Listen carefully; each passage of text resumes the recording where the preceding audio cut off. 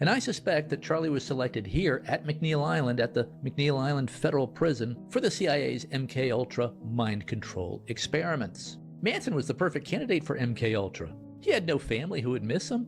Manson was ordered to move to Haight-Ashbury, San Francisco as a condition of his parole. And the government gave him a pretty nice apartment at 636 Cole Street. Here it is. And Susan Atkins, Patricia Krenwinkel, and Mary Brunner would later move into that apartment with Manson when he began assembling his followers. And Manson's apartment, and this is key, was just 2 blocks away from the Haight-Ashbury Free Medical Clinic, where Manson and the girls were a near constant presence.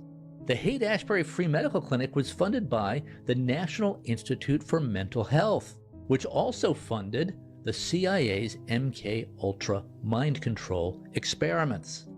Charlie Manson's parole officer was named Roger Smith.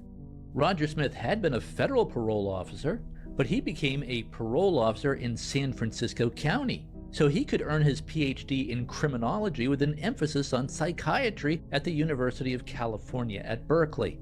And when Roger Smith was not doing his job as a parole officer, he was working at the Haight-Ashbury Free Medical Clinic.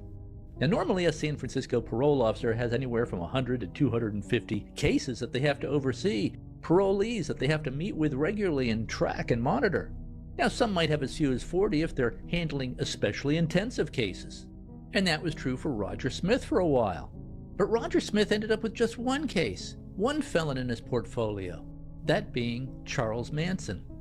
Roger Smith's ostensible full-time job was as a parole officer, so his full-time job was overseeing Charles Manson, even though Charles Manson at this point was just a low-level criminal. Manson had just spent 7 years at McNeil Island Penitentiary for trying to pass a stolen $43 check. How can a full-time parole officer have just one parolee with a low-level criminal record to keep track of? But that was the case for Roger Smith, who spent most of his time at the Haight-Ashbury Free Medical Clinic, even though he was being paid as a full-time parole officer. And Roger Smith would almost always see Manson at the clinic, not at his parole officer office. And Charlie would almost always bring his women with him, Atkins, Krenwinkel, and Brunner. And Tom O'Neill also discovered that Roger Smith's work with Charlie Manson was also funded by the National Institute for Mental Health as part of what was called the San Francisco Project. This was an experimental project that involved rehabilitation therapies and treatments for newly released felons. And there were at least 6 other parole officers known to be affiliated with this San Francisco project. Now, the Haight-Ashbury Free Medical Clinic was set up by a man named Dr. David E. Smith, no relation to Roger Smith.